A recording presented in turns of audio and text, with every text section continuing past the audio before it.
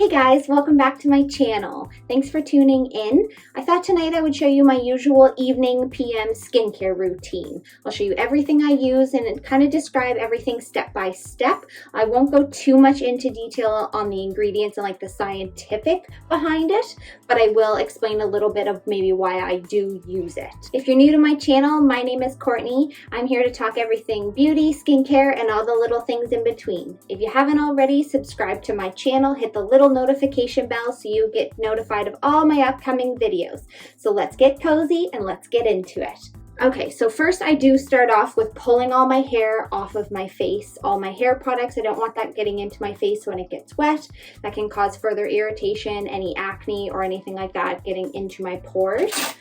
So I just got these off of Amazon. They come in a variety of colors, shades. So I literally just kind of wrap it around. It's not the cutest thing in the world, but you know, gets the job done. I try to pull it back as far as I can without exposing too much of my hair, but that I can, so that I can get around my hairline when I'm washing. So that's usually what I do there.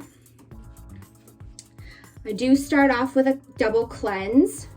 It kind of depends on what I've done for the day. If I have a full face of makeup, I will maybe go in with a balm or sometimes with a rice cleanser. It really all depends on how my skin's feeling that day. My skincare routine is tailored to my skin, and so should yours. It should tailor to exactly how your skin is.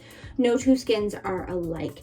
So for my skin, my main cleanser to actually cleanse my face is the Cerava Hydrating cleanser. So this cleanser has hyaluronic acid in it, has the 3 ceramides that make up CeraVe, CeraVe. Comment below how it's actually supposed to be pronounced. I hear dermatologists say CeraVe, people say CeraVe. You get it, you know what it's called. It has glycerin for moisture, which is gonna put in all that moisture into your skin, which for me, my skin is combo to dry or combo to oily, depending on the time of year. But I definitely have an oily T-zone, dry cheeks. Right now, where it's going into the summer months, it's getting a little bit more on the oily side. So I definitely do use the foaming face wash, which has niacinamide, the holy grail of skincare products right now. That will help with the oil production in your skin, and it's great for acne prone skin, which I have acne prone skin as well. So I will use that in the morning because at night I lock in moisture in my PM routine. So my skin tends to be a little bit more on the oilier side as I sleep. So I'll use that too as my wash off cleanser in the morning. So sometimes, like today, I don't have any makeup on. I just have my SPF and all my skincare from this morning throughout the day. So you can double cleanse with just your cleanser if it's not a harsh cleanser, and this one definitely isn't. So you can do that. However, which I am going to today, however, I am going to be using the Foreo. I have the Foreo Mini. It does have a power on button to give you a bit more of an exfoliation. It is very gentle. I have a lot going on with my skin. I have sensitive skin, I have reactive skin, I have combination, and a little bit of acne prone skin. So I have to be very careful. And it's funny that I'm doing this on my YouTube channel, testing out products, because my skin does not like it. It reacts to everything I put on. As I go through this, you'll see I'll rub my face. It's gonna get red. I'm gonna look like a tomato. Hang in there with me and please don't judge. So I'm gonna do a double cleanse with just my regular cleanser because I'm going to be using a chemical exfoliant tonight. So I didn't want to use my rice cleanser, my rice enzyme cleanser, because not that it's harsh at all. I just didn't want to further irritate my skin at all with using that. One night I'll use that, and one night I'll use my retinol. Always start off with clean hands. Get all the dirt from the day, whatever you have done earlier that day, off of your hands, because that will transfer onto your skin, causing further bacteria onto your skin, causing further irritation, breakouts, blemishes, whatever the case may be. So just always start with a clean hand. A skincare myth is that hot water will open your pores. Your pores do not open and close. They might look like it. You can definitely put warm water and it will help to get some of the dirt out, but your pores do not open and close. They're not a clam. I'm just gonna go and rinse my face. Be right back. So your first cleanse, I'm just gonna do 1 pump. This is gonna just remove the sunscreen, the debris, the dirt from the day. And your second cleanse is actually gonna cleanse your face. That's what actually cleans your skin. So I'm gonna take it, emulsify. It's a gel cleanser, so it's not gonna foam up. And then I'm gonna take that and just rub that all over my skin. This does get rid of makeup. I have done this to actually get rid of my makeup. But for someone who does wear a lot of heavy makeup, maybe heavy foundation, heavy mascara, eyeliner, you might want to go in with like a micellar water or an actual makeup remover first, and then go in with your double cleanse. But if you're using like a cleansing balm or something like that, that will definitely get rid of your makeup. So I make sure I get really good into my nose because I'm prone to blackheads.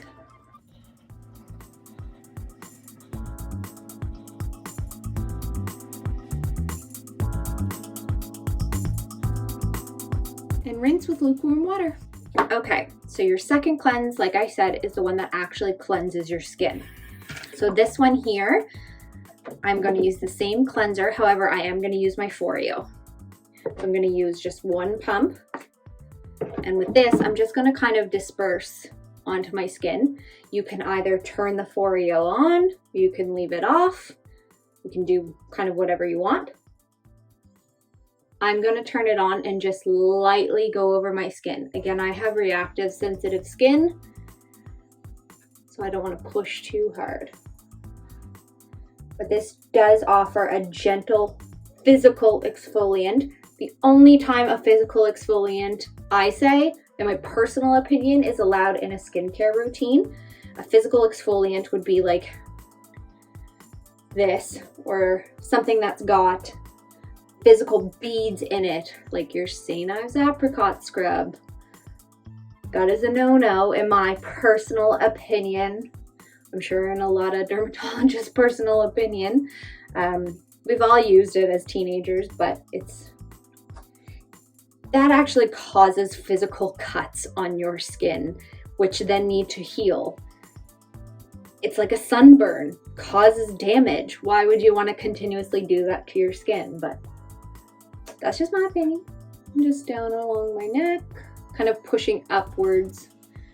Anytime I do anything in my skincare, I try to go kind of in like an upwards motion. I don't need gravity pushing any more of my skin downwards as I closer to 30. There. That's kind of all you need. And rinse. So if you are going to pat your face, I just will gently do it, and I use I use a clean face cloth every time. The reason I say this is because your bathroom harbors the most bacteria in your entire house. Think about it. You use the bathroom, you shower, it gets warm, it gets cold, it gets warm, it gets cold so frequently that if you leave your towel or your face cloth or anything in there, it can get the dirtiest out of anywhere. So I use a clean face cloth, and a face cloth can be really, really harsh on your skin. So if you are going to use a face cloth, just pat your skin. However, most skincare other than retinol should go onto your skin wet, not dripping, damp. So the next one that we're going to use is the ordinary mandelic acid. So this is a 10% mandelic acid, AHA, alpha hydroxy acid. So what this is the most gentle form of the AHAs because it's the biggest molecule, so it takes the longest to get into your skin. I'm sure there's a better way to say that, but it's the biggest molecule, so it's not going to go into your skin as quickly as, say, a lactic acid or a glycolic acid or BHA or something like that. So it's the best for dullness, uneven texture, but it's also, I don't want to say better, but it's to help also with acne and blemishes, whereas lactic acid doesn't do that. Lactic acid, however, is great for the dullness, the uneven texture, that sort of stuff. So if you don't suffer with acne or blemishes, lactic acid is your friend, whereas mandelic acid is your friend if you suffer from acne or blemishes such as I. So I have been using this for, I want to say, a couple of weeks now, and I've seen great results. It does have a lot of hydrating properties as well. It's not going to dry out your skin, whereas a lot of AHAs do, or BHAs can, I should say, not do necessarily. So it comes in a little dropper like this. I only use 3 to 4 pumps for my whole face. You can put on a cotton pad, but I find cotton pads, A, bad for the environment, but B, a waste. Why do you need it? Just put it in your hands, and then I just pat it all over. What I like about this is it's going to help with the texture of my skin, but it's also going to help with my breakouts. My retinol helps with my breakouts as well, just kind of keep them at bay, but so does this. And where you're not supposed to mix an AHA, BHA with a retinol, I only do one night and one the other night. So I use this one night and I use my retinol the next night. So I just pat this into my skin. Your hands are your best tool.